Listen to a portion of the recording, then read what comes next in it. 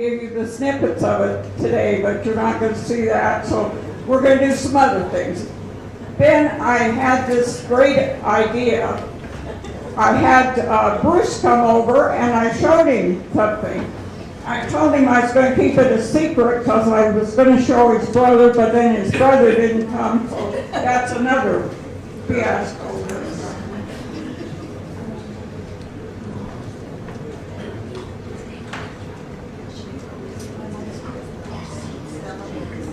Recently, the Brewster family gave us one of these old cookbooks. We've gotten them before, and some of you will probably even recognize that you have one in your own kitchen that your mother had.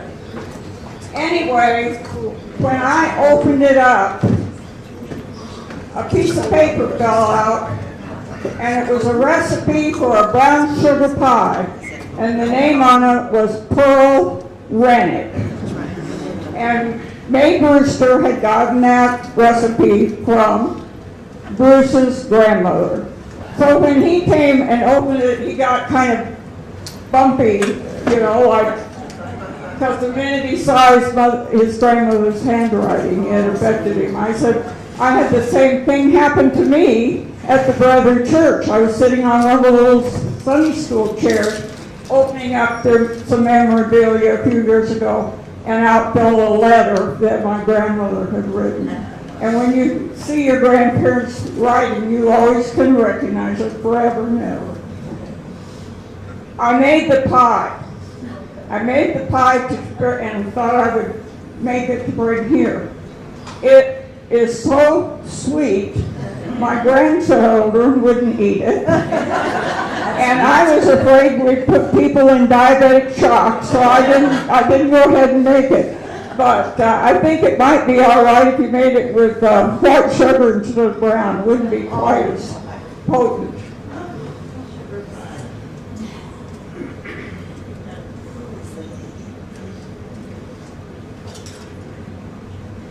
Now, I have never done PowerPoint, and let's hope it works.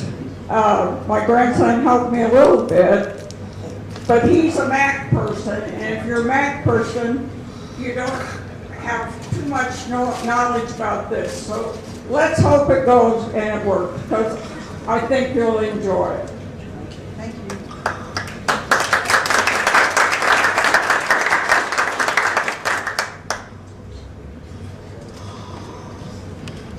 I divided this into portions of her life.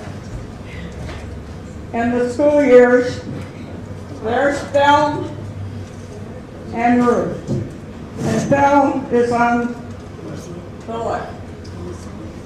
That probably was soon after they came to Glendale, because that looks to me like those are citrus trees. But we're not positive exactly on the date that she came. Now, this is for the Glendale Grammar School children that are sitting here in the audience, okay? This is what the auditorium looked like before the tornado in 1921.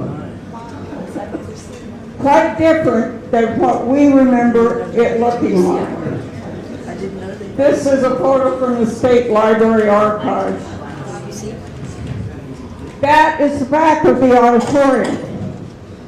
At that time, you see those two doors.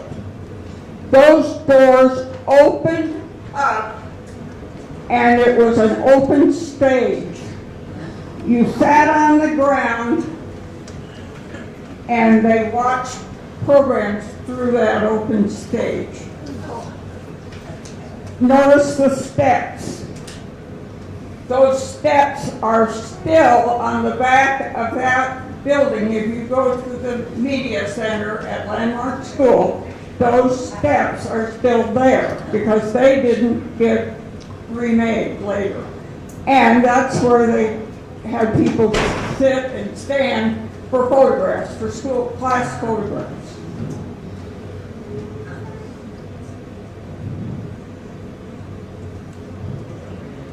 Oops, I gotta go back.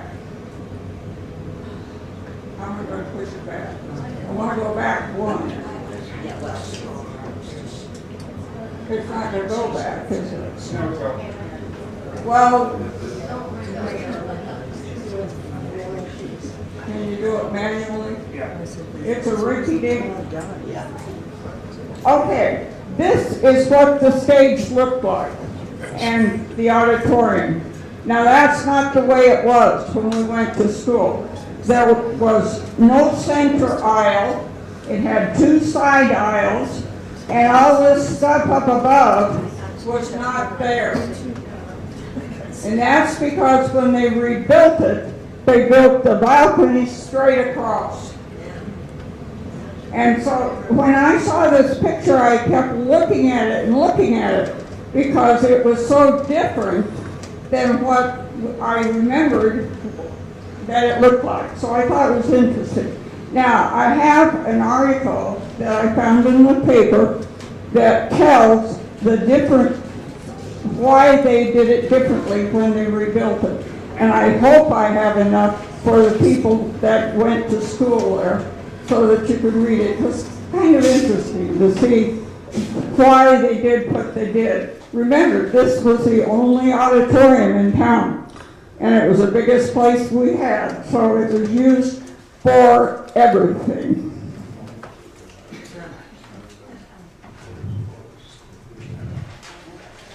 Okay, now they called this a miniature tornado.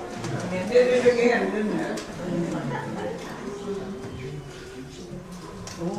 I'm going to put moving this. This is the miniature tornado, and you can see from both sides how much damage was done.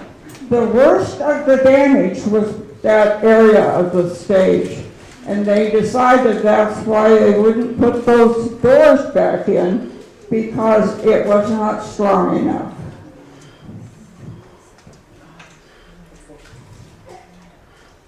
Okay, Glendale's unit school system was known throughout the United States.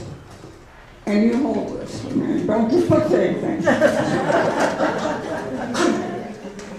So the windows were put so that you got maximum light and maximum air, because we had this nasty disease, tuberculosis.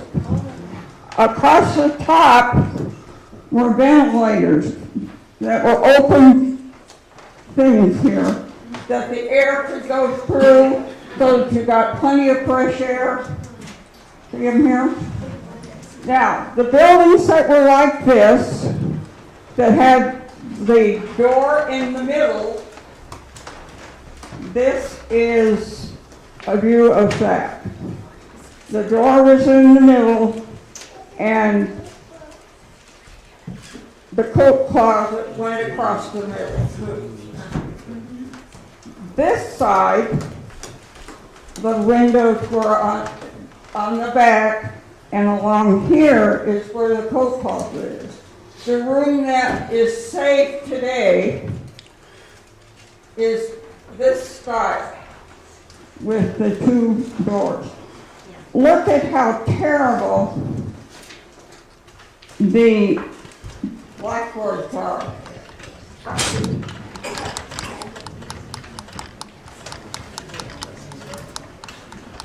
When I taught there, it was cardboard. They had put cardboard ones in and taken out the slate. These have to be before the slate because they're terrible. And the slate was nice. You could wash that off and clean it. But what happened with the slate, it got broken. Is why they had to change it. Now there's a little guy here with a circle on his head. And that's Don. It's Don Heatwole. Okay, I don't know anybody in that other one, and I've looked and looked and looked and tried to put somebody to one of them, but I can't find who they could be. But anyway, these are two of the few pictures we have of the inside of the school, and this is why, if they ever get the money to do anything, money is tight, you know. They need to be able to have pictures like this because now they've got a big old furnace in it, and it's not like we knew it anyway, you know what I'm saying? And there is pressure right now because of the fact that when Jim Grantham died, my class was the first class that he had in Glendale. And that was our room that we were in when we were in his room. So it's more sentimental than it used to be. Okay, I'm back now. This is Thelma's 7th grade class. This is the girls only. We had some boys in one of the pictures, but I had already used this one, and I knew which one Thelma was, so I wanted to use it. You need it higher? You want to stick something under? Here it is, one of Thelma's books.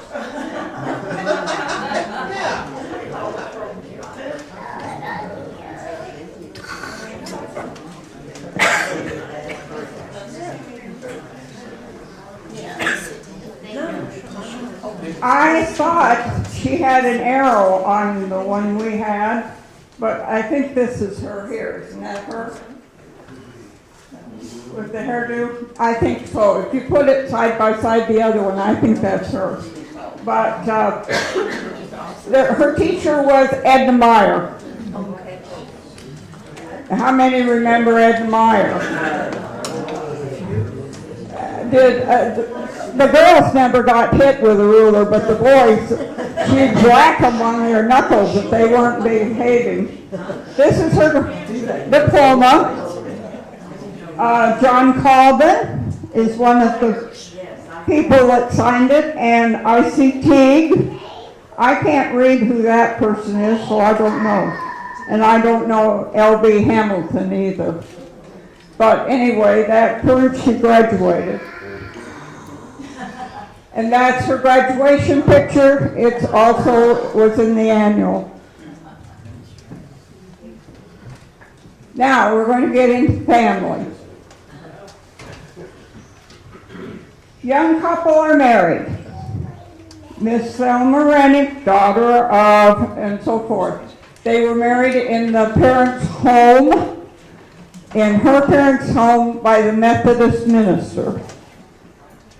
I just found that this morning after I had an inspiration to look for it. And there is the young bride and groom. They look happy, don't they? Now these kids, some people will recognize, this is their home. They live next door to Thelma Teague. They live down the street from my grandmother.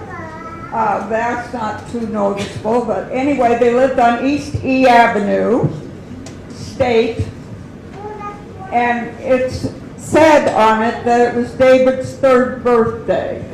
Now, this house qualifies for what Ruth talks about in Glendale.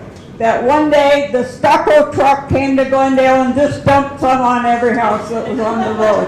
And it's been dumped on, from what I understand, because that whole street is all stucco.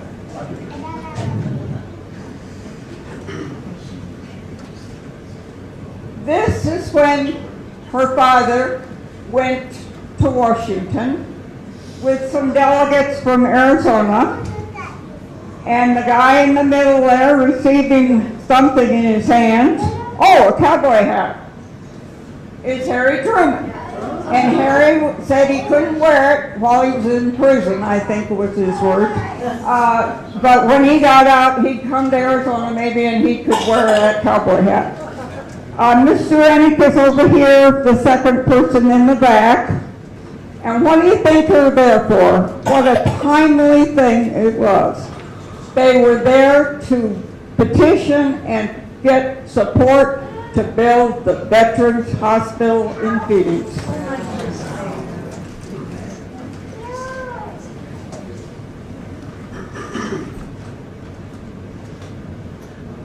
Another family picture. I'm sure that was for the, looks like to me that was for record at the Brethren Church. Doesn't it look like the kind that you put in a church record? But it may not. I'm just goofing you anyway. Don always had that hairdo, forever, never, never. Now I put this in because there are some family people in there, because it's all family, but you don't see Thelma. Probably she was taking the picture, so she didn't get in. But the one I don't find is David. Is David in there?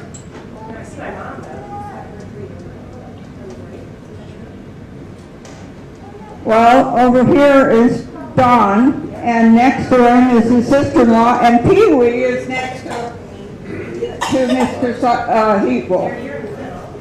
And, yeah. Here's Bruce, and isn't that Sherry? Yeah. Sherry, when Mutt Ford was coach here, Sherry went to school here in Glendale, so we knew her before they moved to Mesa.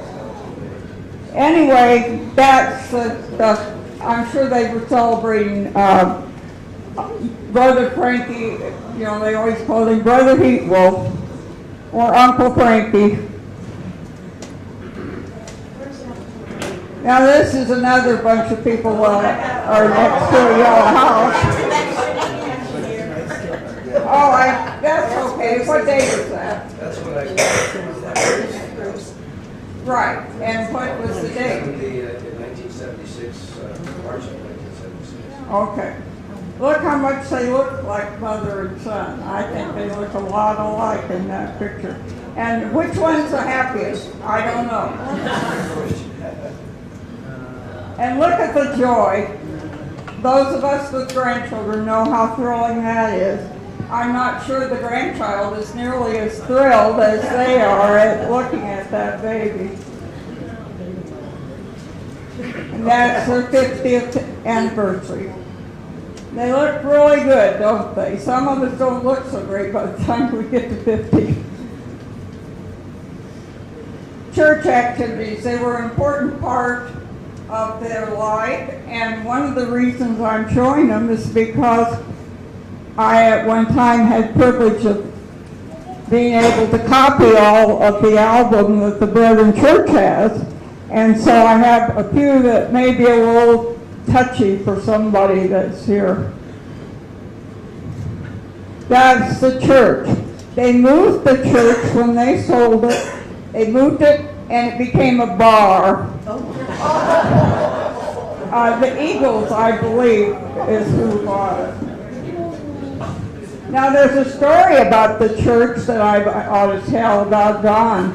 When Don learned to drive, he wanted to go every place he could to drive. And so his dad would let him take his mother wherever she wanted to go, because she didn't drive. So he took her to church, and he backed up, and he caught the fence, the picket fence, and tore it down. And when he got home, he says, "Dad, I'm in trouble. I tore down the fence." And his dad looked at him and says, "Well, you just solved a big problem in this church. We have half the people want it torn down and half of them wanted us to keep it. And now we have taken care of it and you've made the decision for it." Now, this is the new church. And the black car looks an awful lot like one your grandfather drove. He had a Cadillac. That it doesn't look like a Cadillac, but I know he had a black one. The car next to it is our family car. Oh, well, there you go. I didn't even know that. He says that's the family car next to the black car. 45-46, but Now, that is a nice looking cement block building, and the stucco truck hit it too, because today that church has stucco on it. I don't know why they did that.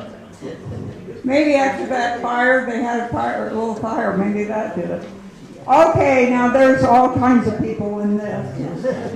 This is Bible school. Here's Thelma.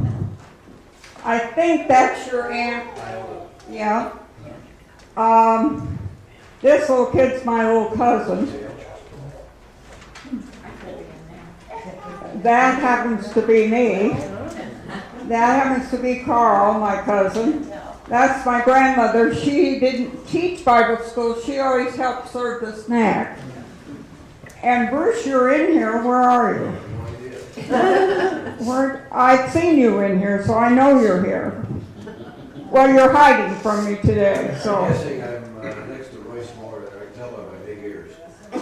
Well, where's Royce? He's a relative too. Dad's right in front of you. Yeah, if I can do this.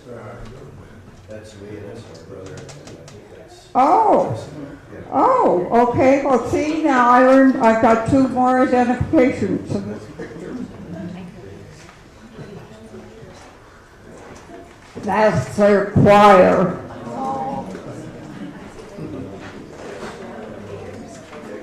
And my cousin is in there, and he couldn't sing a lick. And then the tall one is my other cousin, Billy Kay, and she always was tall for the rest of the kids, so she always kind of crouched down a little bit sometimes. And Dwayne Hallam is with the violin. Okay, now we get into some of Thelma's work. There she is. I had a picture that David sent with her carrying in a loaf of bread when she came home from work. Probably, maybe there was 2.5 sandwiches for supper because she probably was too busy to cook. This is 1968. This would be when she had gone to Phoenix, right? Here she says she's taking over duties because Lita Cox is on vacation, and so Velma is going to be doing extra things in 1946. I put an around the square. Now, when you deal with Glendale and a little town, almost any time I open up a newspaper, I can find something in there I've heard tell of. And so I was looking for the around the square. And what did I find immediately? The H.L. Rennick thing. And that, I thought, goodness gracious, how perfect. It says that was on vacation, and Lita Cox is writing the article about Mr. Rennick. I didn't even have time to read it, so I don't know. It might have told me something about the dates, too, of when they were around here. But you see, the ad was for Sign Hardware, so they kept it right in the family that they were advertising sign. Now this one, Margie is interested in. It talks about Corporal James Robinson and his bride, and they, a few minutes on Saturday night, they left on the first lap of their honeymoon.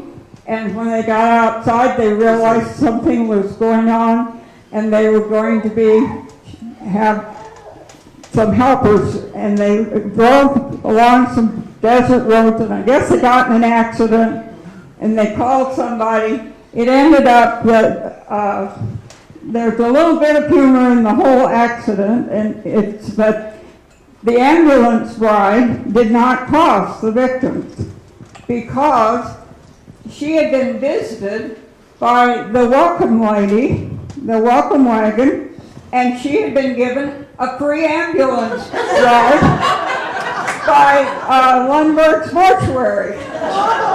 So I thought, that was a good one, because I figured Margie was going to be here today and she'd get a kick out of that. But you had to be careful, because if anything you did was a little bit crazy, you would find it in around the square. And I think most of us read that before we looked at any of the other pages in the paper, because we wanted to see if we were in there. And sure enough, you sure could be. These are some of her many awards that she won. This is one of the ones.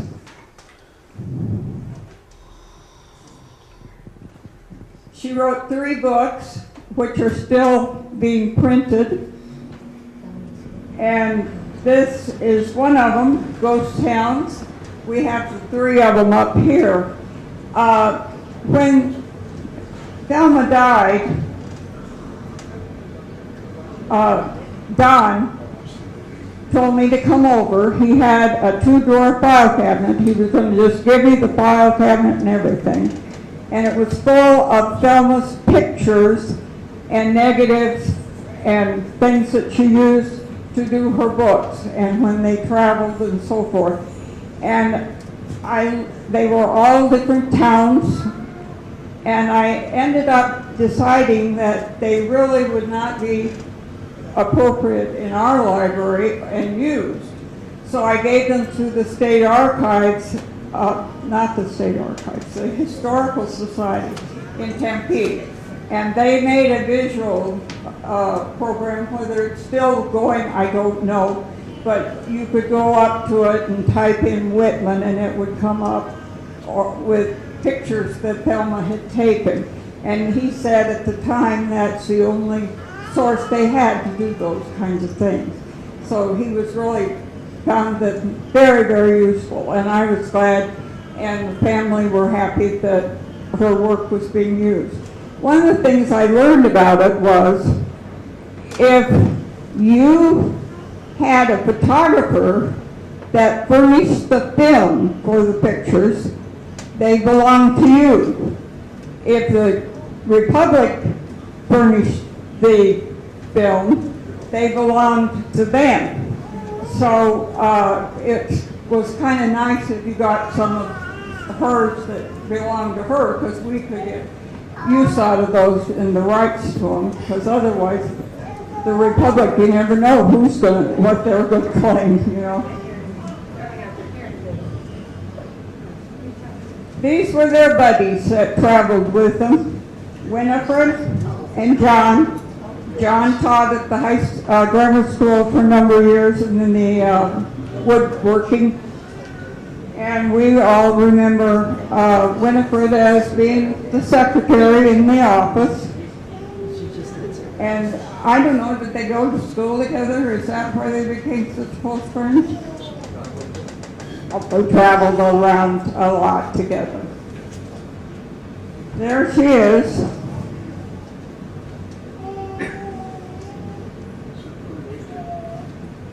Writing one of her stories. I have a picture that I could not find it of her when she was working for the Herald. We had a new water well, one of those water towers, and she was up in it sweeping it. And then, I always liked this picture because it's not made of paper, was it? It was material, and it says the Tribune on there, so it's not, I think it's of different various newspapers, but anyway, she had a shirt like that. And I don't know why I recognized that, whether I ever saw her wear it, I don't know. One of the things that she was known for were her high heel shoes. And when Chuck and I came out here before we moved back, we were downtown Glendale driving past the bank, and I said, oh, there's somebody I know right there. I could tell just by the way she was walking in those high heel shoes, she was headed straight for the First National Bank. And sure enough, it was her, because I saw her then at the church festivities, and she always wore those high heel shoes. I put this in because I thought the saying was so perfect for Thelma. She believed in the people's right to know. And I think a lot of times right now they're doing too much of our right to know. We should know half of what they're telling us, and we want to forget the rest. But before we get to the end, that is the end, but I've got something I have to show you.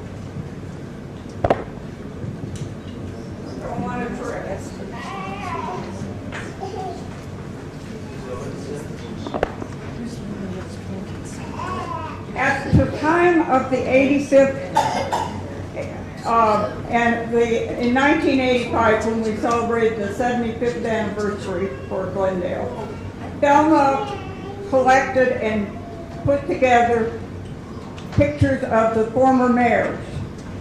The ones that used to hang on the wall at along there at the city hall. Anyway, Thelma wrote a little blurb about each one of them, but for the 8th mayor, she wrote 8 pages. And in it, she says that they came in 22 and he started teaching at Glendale High School. And then the one important thing I want to read. August 14th, 1945, the day the World War II ended. I can still see him during the countdown. He was sitting in a chair, waiting by the phone with a big pocket watch in his hand, concentrating and watching to when the exact minute hand came to the appointed hour. He then was to call the fire department, and someone would then set the fire alarm, and it was to ring continuously for 1 minute. My son Bruce, then 7 years old, and already with a keen sense of history-making events, was also present. When the moment came, Daddy lifted the telephone receiver, dialed, and said to the man standing by at the fire station, "Let her rip." To this day, I get goosebumps just remembering how that siren wailed. I was almost transfixed with the moment, but Bruce ran through the house and out into the street, somehow managing to cut his leg on a car bumper in all the excitement. That's Thelma. Now, I know there are people here that have Thelma stories. I've been told that people were going to bring Thelma stories, and one of them didn't get to come because she had a problem. Mary Ellen Lejeune was going to come and tell stories on Thelma. Does anybody have something they'd like to tell? Anybody have any questions? Carol, could you introduce the Heatwole family? What? Have the Heatwole family stand up and introduce them. Introduce Bruce and the family. Introduce the family. Oh, you want the family? We'll have Bruce introduce the family. I'm Introduce sorry. the family. What families here? Stand up and Bruce can introduce you. There's some I don't know. I knew their grandmother better.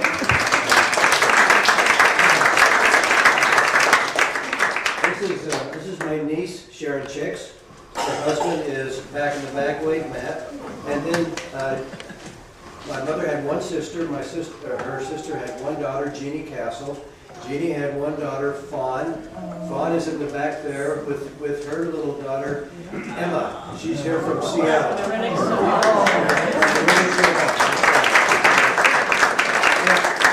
I'm looking around because I don't remember who some of my relatives are, so please forgive me. Well, we're glad that they could come, and it really was fun. I got pretty uptight on Saturday because I wasn't getting things to work, and I didn't know what was going to happen, and I thought it's going to be a total failure. But then I decided, oh well, it'll work. And I was still looking up things at 12 o'clock, but I had to get over here because Charlie Sands was bringing the 4 chairs that are out on the porch to donate to us.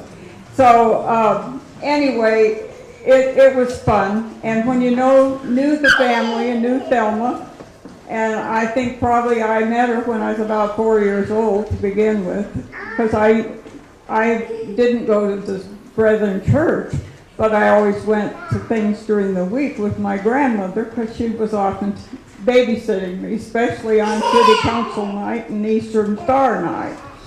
So I knew Thelma from way back, and I should mention, one of the things we did was create a memorial for Thelma, in that we made an award for, I think we did it more than 10 years. we got the plaque full, so we stopped because really the kids didn't particularly care that we were giving them an award. And sometimes the journalism teacher didn't even want to pick somebody. You know, one year they picked 2, and we said, well, we only have 1 medal. Well, if you won't take 2, I won't choose anybody. But anyway, that's the way they were. So with Bruce's permission, we retired the plaque after, and it's over there someplace in the high school. One year they couldn't find it, but they finally did. Anyway, we gave that award in honor of the family that had their son, their daughters, the father, the grandson, all had gone to school there, worked there, and were a very big part of the high school. And we gave them a little bit of money finally, besides the medal, and we used to get a book for them because they didn't have any idea who Thelma Heatwole was. And we tried to make it so that people would recognize and remember her. Yes. I got a little tidbit, if you hand me the microphone. I'm stepping on it. Thank you. I'm Nelda Kroll, and I was on the Arts Commission, the very first Arts Commission that Glendale had. And one of the points of discussion was that someone in the community had felt that we should have a town clock. That someone was Thelma Heatwole. And anyone who knows Thelma knows that when Thelma wanted something and made up her mind that it would happen, it did happen. So if you are in downtown Glendale, you see the clock, and that is a legacy of Thelma's determination that Glendale should have a clock.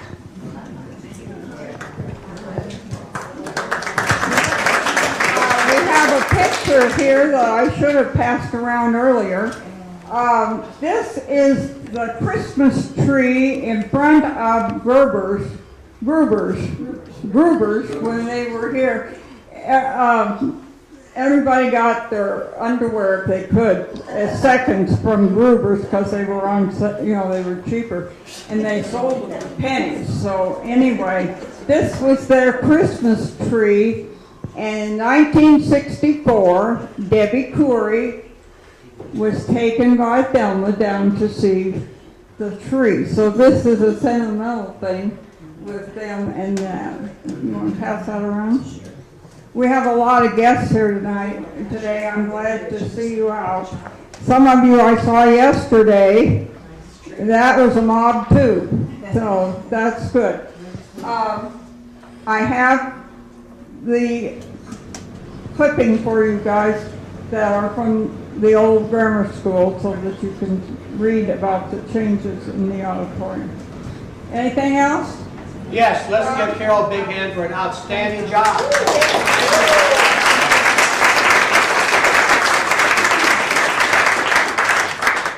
Also, I'd like to remind everybody that our next meeting is on April 27th, 7 p.m. here at Manistee Ranch. And our topic is Manistee, Michigan.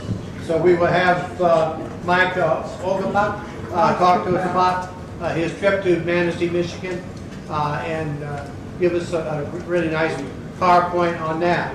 And then on May 23rd is our annual ice cream social here at Manistee Ranch at 4 p.m.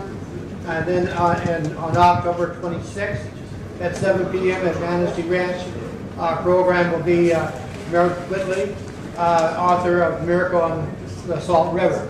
So that'll be our program for this year. So you're all welcome to come to our programs. They're very interesting and informative. You learn more about Glendale's history.